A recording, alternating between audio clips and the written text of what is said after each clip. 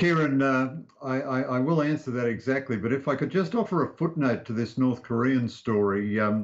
I was once told by the very top of the South Korean political system that an earlier North Korean leader, Kim Jong-il, the current dictator's father, had a debilitating illness and would never come back to public life. And he came back to public life a couple of months later. The amount that we don't know about North Korea is staggering.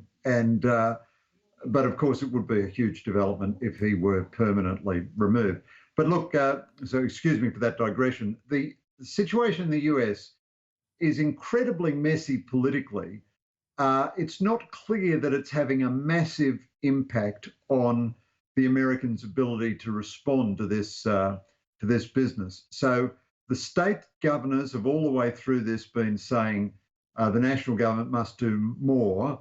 And the national government all the way through this has been saying the state governments must do more. They're both right and they're both wrong.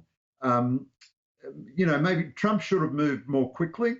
So should the states. Some of the things the states have said have not turned out to be true. The governor of New York, Cuomo, at one point was talking about the need for 40,000 new ventilators. New York has been tragic, but that figure doesn't look as though it's going to be remotely necessary. It looks as though they're about to, the Congress has also been very divided from the president, but it looks as though they're about to get the next stage of their assistance and stimulus package passed. You are having big regional differences in social isolation policies, and that could be problematic because you could get a state that doesn't have many cases now opening up, like Texas, and then being infected from New Orleans or from people coming from New York or New Jersey. It's pretty messy, but that is pretty much what it always is in the United States. And it's not a simple case of Trump being, foolish and behind the curve. Although I think his encouragement of these demonstrations to liberate the various states is the worst thing he's done so far. Although the demonstrations are still very small. Very, very messy position, but still their death rate is far below the British death rate. So it's still a very complex, multidimensional picture in the United States. Particularly in an election here as well. And what are your thoughts on the notion of a reset with China out of the COVID-19 crisis?